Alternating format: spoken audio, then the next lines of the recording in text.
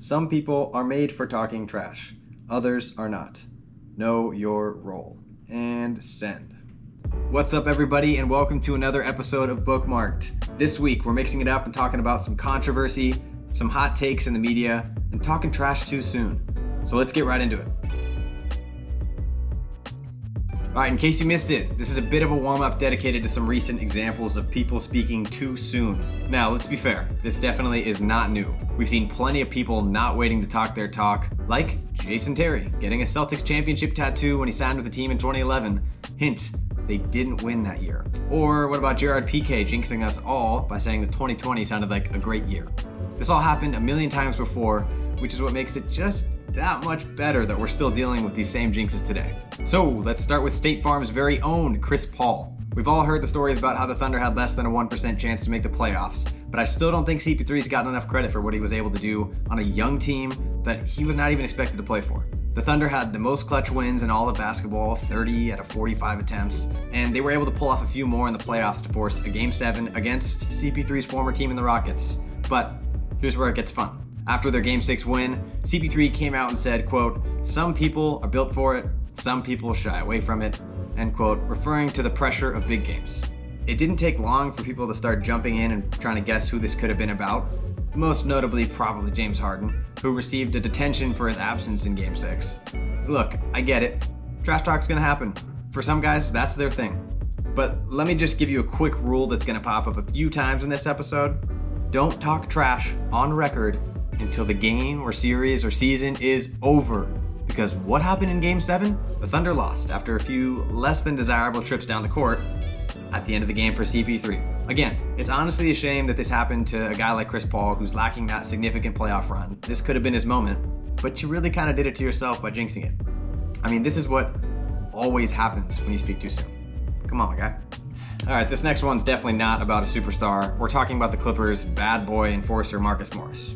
Throughout the season, Morris was trying to bully the Mavs' transcendent talent, Luka Doncic, starting with a scuffle in Game 1 that led to a controversial ejection of Kristaps Porzingis. But things turned from bad to ugly when, in Game 5, this clip of Morris stepping on Luka's injured ankle surfaced and the Twitter detectives went to work. Now, to me, this seems pretty clear. He runs across the court, extends his stride to perfectly land on the injured ankle, and then immediately goes back to check on him. For everybody who's saying, that's a basketball play, he stepped on him accidentally, I get it, that might have happened, but let me tell you right now, Marcus Morris does not check on a guy after he injures him normally. This screams guilty if I've ever seen it. But to his credit, Marcus Morris came out after the game to proclaim his innocence, saying, quote, "I play this game with a level of respect for myself and other players. To think I would try to injure somebody is crazy to me." He then followed that up by saying, "Basketball has never been that serious to try to hurt somebody," end quote. All right, a few things here. Nobody on the planet could honestly say with a straight face that Marcus Morris is a clean player. I mean, here are just a few classic examples. And to be fair, I'm sure you could find stills that make any player look bad. But when you couple those with moves like this, your case for innocence doesn't look all that strong. But his case only got that much weaker when the very next game, Marcus brought out his best MMA move to make sure that Luka didn't score, leading to his ejection. So yeah, once again, maybe don't come out on social media to proclaim your sanctity as a clean player if you're going to tomahawk a guy in the head the next day. Tough luck. Come on, my guy. All right, last one here. Former UCLA quarterback and guy who really did not like going to class, Josh Rosen, has officially been cut by the Miami Dolphins. Now, I'm never going to applaud somebody getting cut unless they did something truly horrific, but in this case, I'm just going to point out that this is the same Josh Rosen who is known for his draft night emphatically and defiantly stating that every team that passed on him was going to regret their decision. And now that promise doesn't look so great. And I will say, he was in a horrible situation in Arizona. He didn't get a chance before being dumped by a new coach, and then wound up on a team that was on pace to win 0 games for most of the season. I think the Bucs swooping him up in free agency to learn behind Tom Brady could actually wind up being a decent move for him and for the team. Let's just hope he waits to let his play do the talking before making any more promises this time. Come on, my guy. Okay, it's time to play some games. It's retweet or delete. This week, we're looking at some fiery statements that caused a bit of a stir on social media. First, we have former self-proclaimed Michael Jordan nemesis Reggie Miller commenting on the evolution of basketball. During the Heat Bucks game, after this play was called a foul, Reggie said, quote, If this was the 90s and you couldn't contest my shots, you had to go out on the side of me, I'd be averaging 45, end quote. I'm gonna give you a bit of a curveball here and say I'm actually retweeting this sentiment, clearly deleting his actual statement. But I get what he was going for here, and I think, had he put this differently, more people would have agreed with his point. At the most basic level, all he was really saying is this game has changed since he's played, and guys are putting up way more threes and offense is playing with way more pace in a league that protects shooters way more with its officiating. And anyone who has watched the playoffs this year has been frustrated by the officiating. And before people start freaking out on the refs, I want to say their job is unbelievably difficult and thankless. And by the rules of the game, they've actually been making the right calls. That's the issue. The rules of the game feel like maybe they've skewed a bit too far. The end of Game 2 Heat Bucks was absolutely ridiculous. With this call on Goran Dragic to tie the game in the final 30 seconds, and then this call to give Jimmy Butler the end of the game free throws with time expiring. Nobody wants to see a game end like that on that type of call. The long delays and constant start and stop for technicalities has been disrupting the flow, and the rules need some updating. But I do trust that the league will look into it. Now, when it comes to Reggie dropping 45 a game, I'm not there on that. I like Reggie's game. He could absolutely ball, and I think his style of play would have translated into today's era extremely well. Look at the stats. 40% three-point shooter who only took around 5 a game. Today he's shooting way more than that, and that's an asset that every team is looking for right now. But there's a reason nobody's putting up 45 a game today. It's still really freaking hard. I mean, if anybody could do it, it would be KD, who was not having any of it from Reggie. And neither was his teammate Spencer Dinwiddie or a whole lot of other so-called NBA experts on Twitter. Reggie put up over 45 only once in his career, so to tell me he would have averaged that today ain't happening. I get what you're saying, Reggie. I do. So you earn a retweet for the essence of your statement. But 45 is not realistic, my man. And just as a side note, the quickest way to start a war on NBA Twitter is to kick off a "in my generation" debate. People lose their damn minds with this stuff. You knew what you were doing there, Reggie. This next one is a lot. We should have known to look the other way when we saw Kirk Cousins trending on a random summer day, but to pull this story was too much to ignore. Conspiracy Kirk came in hot on Kyle Brandt's podcast 10 Questions, saying in response to Kyle's question about the coronavirus, quote, "I want to respect what other people's concerns are. If I get it, I'm gonna write it out. Survival of the fittest kind of approach. You know, even if I die, I'd die. I kind of have a piece about that." End quote. I'm deleting this, and here's why. Yes, as Emmanuel Acho points out, he's been respectful, and he still wears a mask despite his wild beliefs. I get that, and I appreciate that he has enough respect to at least, by the bare minimum, follow the rules. But at the same time, Kirk, you're an NFL quarterback. There are a lot of people who listen to your voice, and you're spewing potentially dangerous opinions about a disease that you clearly don't know a ton about. Disclaimer, this was filmed earlier in the summer, so none of us really knew what was going on, but even for this time, that was an extremely irresponsible opinion, and he kind of doubled down on it by coming back in the media and saying he didn't take it back. But even if you're not personally worried about your own safety, you shouldn't be saying things that encourage people to share those thoughts and potentially put others in danger. This is the whole reason we're still in this mess. People don't take this whole global pandemic seriously enough. I will say this made a whole lot more sense when I looked into his background and found out that this was his dad. So honestly, it's just a good thing that Kirk is following the rules at all. But then this really tied up any loose ends I had remaining. This whole thing makes a lot more sense to me now. Kirk Cousins, your coronavirus conspiracies have been deleted. All right, last one here. Hot take machine. Richard Jefferson nearly broke NBA Twitter after he tweeted the following, saying, quote, "Giannis might be a Pippen. There, I said it. He needs a Jordan." End quote. I'm going to be deleting my namesake here for this take. Look, as Kevin Love points out, this was entertaining for sure, which is an important note when it comes to any of these guys in the media. Everyone wants to provide some form of entertainment. That's the goal, right? I mean, that's what I'm doing right now.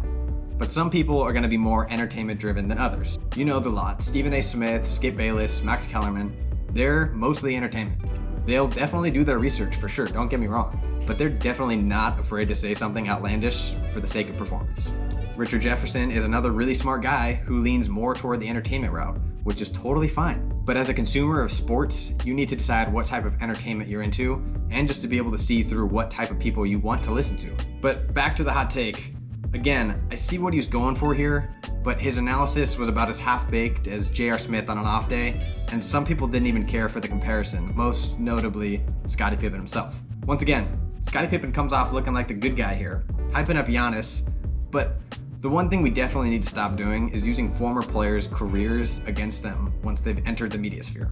At this point, it should be pretty well understood that a guy doesn't need to be a 10-time champion to be able to entertain people. You can question his takes for sure, 100%, those are fair game. But at some point, ex-players need the freedom to separate from their careers and do their current jobs. Now, another former player turned media analyst, Jay Williams, got in on the action saying, quote, "LeBron was a Pippen with D Wade once. Nothing wrong with that until you get over the hump," end quote. But one guy who did see something wrong with that is King James himself, who, as you can see, wanted no part of this conversation. Clearly, playoff Bron is not following his no social media in the playoffs rule this year. I don't think this was meant to be an insult to LeBron by any means, but I would imagine anytime he sees any comparisons to MJ, he's on his toes. At the end of the day, there's absolutely nothing wrong with being Scottie Pippen, one of the 50 best players of all time. But Richard Jefferson's original statement has been twisted to become that Giannis is a number 2 option on a team, which isn't true. The Ringers' Kevin O'Connor and Chris Vernon made the best comparison I've heard so far by saying that Giannis is more of a Shaq. He needs his Kobe to create space and shots for him, but he can still definitely be an unstoppable force inside. That's not taking anything away from Giannis, it's just a different style of play. Also, no one tweets, "There, I said it," if they're saying something that's not inflammatory. Richard Jefferson, you also knew what you were doing here. You're getting a delete.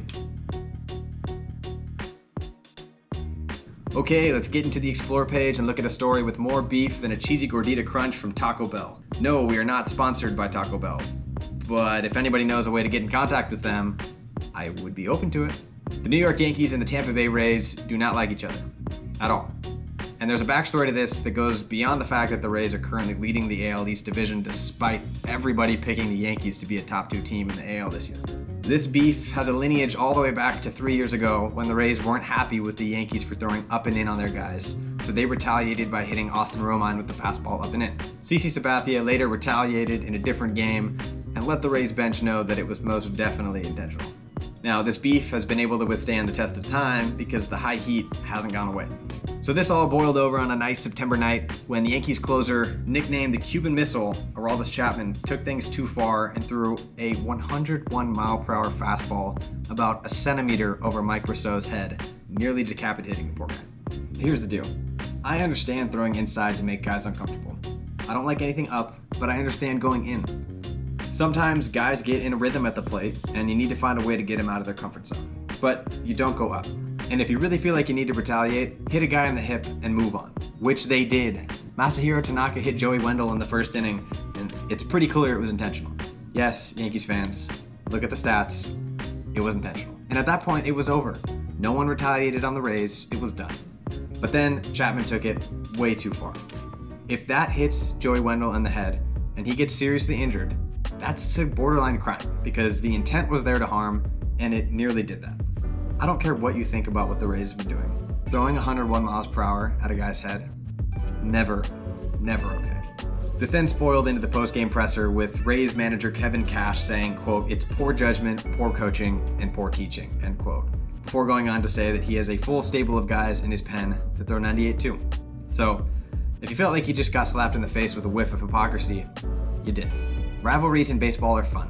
They're good for the game, and it makes it exciting. But this one crossed the line for me. I know it's your livelihood, and you need to do what's gonna help you win.